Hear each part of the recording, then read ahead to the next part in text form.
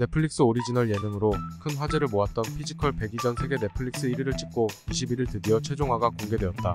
미친 피지컬의 출연진들로 화제성이 뛰어났지만 출연진의 과거 논란과 최종화가 공개되기 전 우승자 스포 논란까지 있었다고 한다. 피지컬 108화가 끝난 시점에 김민철은 인스타그램에 경기 소감문을 올린 적이 있는데 여기에 댓글로 우진용이 고맙다 민철아 라고 남긴 댓글이 포착되었다.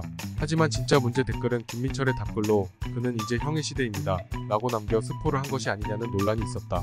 마지막 화를 남긴 시점에서 본인 SNS에 이제 형의 시대가 올 것이라니. 이렇게 우승자 후보로 거론되던 우진용은 피지컬 100 방영 전인 9월 역사적인 날이라며 인스타에 게시글을 올렸고 그 후 일주일 뒤에 추성훈과 찍은 셀카와 함께 꿈은 이루어진다라며 또다시 게시글을 올렸다.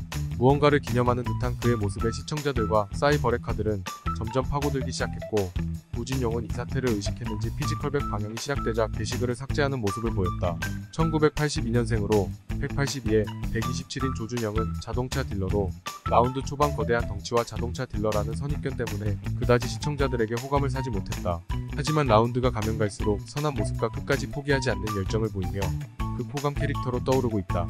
피지컬 100 이전의 김식, 정희민 등과 함께 출연한 스트롱맨 시즌 1에서 우승한 경험이 있으며 5천만원 상당의 상금을 받았지만 함께 출연한 출연진 어머님의 투병 소식을 듣고 해당 출연자에게 상금의 일부분을 기부했다. 해당 대회 파이널 대결에서 와이프의 고생했다는 응원 전화를 듣고 눈물을 보이기도 한 후강하면서도 눈물도 많은 따뜻한 남자이다. 거칠어 보이는 모습과 달리 과거에 반해서 가장 작은 편이었다고 하며 대학 시절 모델과였다고 한다.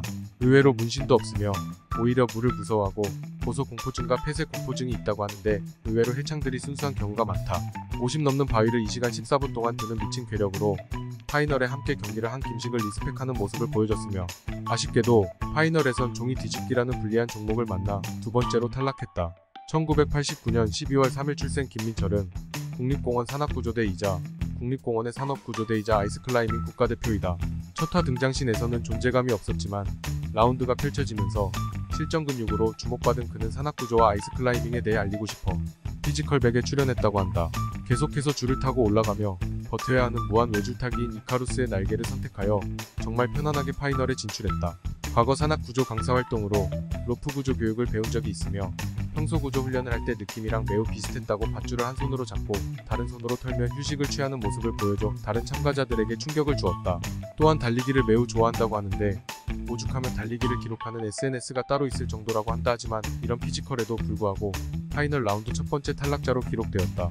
1993년 11월 17일 출생으로 루지 국가대표 선수인 박진용은 초등학교 때 알파인스키, 중학교 땐 바이애슬론을 하다가 고등학교 때 루지로 변경했다고 한다. 베이징 올림픽이 끝나고 항상 경쟁 속에서 살아남아야 한다는 생각과 열심히 했음에도 잘 알아주지 못하는 속상함에 동기부여가 떨어져 있던 때 내가 유명해지고 루지를 알리면 루지를 하는데 뒷세대 선수들이 편하겠구나라는 생각에 참가하게 됐다고 합니다. 박진용은 그렇게 파이널 라운드에서 세 번째로 탈락했다.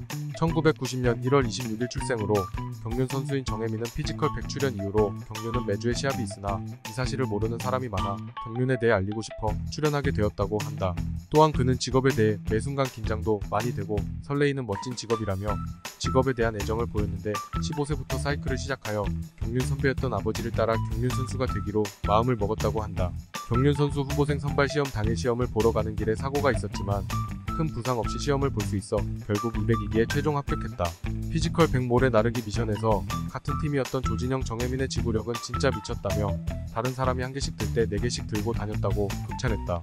1986년생으로 전 스노보드 크로스 국가대표이자 현 크로스핏 선수 피지컬 100의 최종 우승자인 우진용은 어릴 때부터 워낙 몸쓰는 걸 좋아하던 그의 원래 꿈은 체육교사였다고 한다. 꿈을 위해 사회체육학과에 진학하여 평범한 삶을 살던 우진용. 그러던 중 2007년에 해병대 전역 후 전 캐나다로 어학연수를 가게 되었고 결국 캐나다에서 스노보드 강사 자격증을 취득했다. 그러다 2010년 밴쿠버 올림픽의 스노보드 크로스 경기를 보던 그는 나도 올림픽 무대에 서고 싶다는 생각 하나로 곧장 대한스키협회에 전화를 걸어 국제대회에 나가고 싶다는 말을 전했다고 한다. 협회에서 흔쾌히 우진용을 선수로 등록해 대한민국 최초 스노우보드 1호 국가대표가 되어 총 6년 동안 활약하였고 현재는 JD 크로스핏과 크로스핏 남산의 대표로 크로스핏 선수로 활동하고 있다. 피지컬 100의 최종 우승자는 스포일러대로 우진용이 승리했다.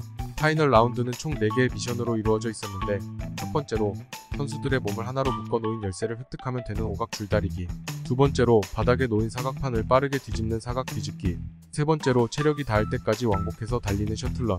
마지막으로 무겁고 긴 로프를 끝까지 당겨내면 이기는 무한 로프 당기기까지. 여러 종목을 번갈아 가며 훈련하는 선수인 우진용에게 알맞은 파이널이었다. 최종 결승에서 정혜민에게 승리한 우진용은 30년 넘게 아들을 도와주신 부모님, 지금까지 같이 경쟁한 백인의 참가자에게 감사드린다며 소감을 마쳤다. 역시 피지컬은 밸런스가 중요하다. 이상 평판 끝.